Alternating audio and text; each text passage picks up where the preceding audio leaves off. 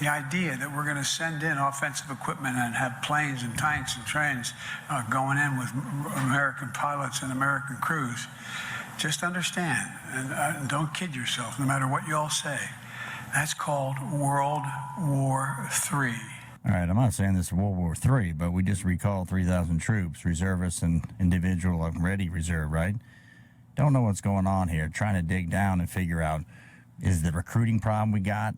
So we can't recruit, so we got to haul some people in. Because we've been doing Operation Atlantic Resolve since 2014. So let me give you some context about this. Stand by. Since 2014, the U.S. Army has led the Department of Defense's Atlantic Resolve land effort in Europe. Enabled by the European Deterrence Initiative, Army support to the Atlantic Resolve mission consists of approximately 6,000 soldiers assigned to armored, aviation, and logistical task forces overseen by a division. All right, so you get the point. It's been going on a long time. That was pumping guys in and out after 2020, and people don't take the poke. I'm speculating here. Recruiting's down. 3,000 doesn't seem like a lot. But we'll get into it because it's 3,000 or what we determine we need. You know how this goes. 3,000 is 30,000. So let's take a gander at some of the source documents. Here, my friends, is the key statement. I hereby authorize the Secretary of Defense, Secretary of Homeland Security, with respect to the Coast Guard, when it's not operating as a service in the Navy under the respective jurisdictions in order to active duty any units, any individuals and members not assigned to a unit organized to serve as a unit selected reserves or any member of the individual active reserve mobilization category designated under central regulations prescribed to the secretary concerned not exceed 3,000. All right, so you hear 3,000, you hear all the verbose language required in executive order.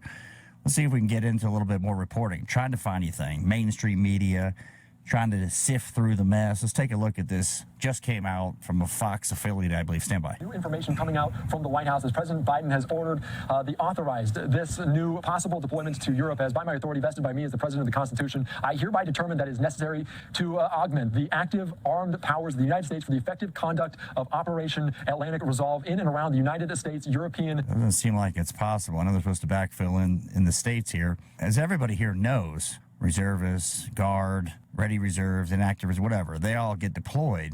It's not quite as easy as they just backfill here in the States. Stated authority. So we want to learn more about this, what this means moving forward here on Live Now from Fox. And this all comes after the NATO summit wrapped up, President Biden authorizing those 3,000 military reservists to be deployed. To help break this all down, we're going to join by Hal Kemper, retired Marine Corps Intelligence Officer, CEO of Global Risk Intelligence and Planning. Hal, thank you again for joining us here on Live Now from Fox. How big of a deal is this when you now know that the President Biden authorizing some So he works for the military-industrial complex. Let's just say that. Could be a great guy. How big of a deal is a huge deal, right? Or backfilling, whatever you want to call it, 3,000, wherever we deem necessary.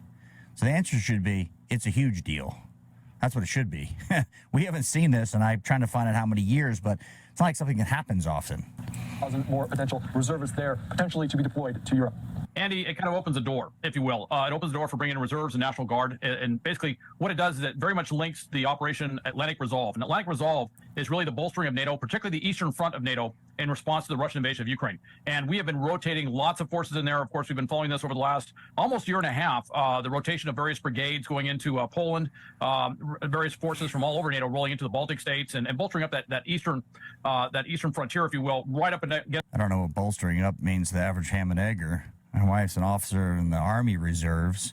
You know, this should be interesting. Just got off active duty, and now you see 3,000. If you're in, you're about to get out. You're a helicopter pilot. They're keeping those people in, saying, hey, buddy, not so fast, hotshot. So this is a huge deal, and I don't know how you could say something but a huge deal. Against Ukraine, right up against Belarus, right up against Russia. And, of course, now with Finland today becoming part of NATO, you might see some rotations potentially even going up there. Now, the 3,000 are reserves. Some are what's called select Marine Corps, or selected reserve units. Those are organized reserve units that are rotating over, and others are what's called individual ready reserve. These are individuals, they're ready to be mobilized, deployed. So for those of you who don't know, you sign up for enlisted, you sign up for 8 years. You get out after 4, you get 4 years on the hook. But everybody realizes they're not doing anything for the 4 years. You're done. If you want to stay in, you would have stayed in the reserves or went into the reserves. You wouldn't have gone into this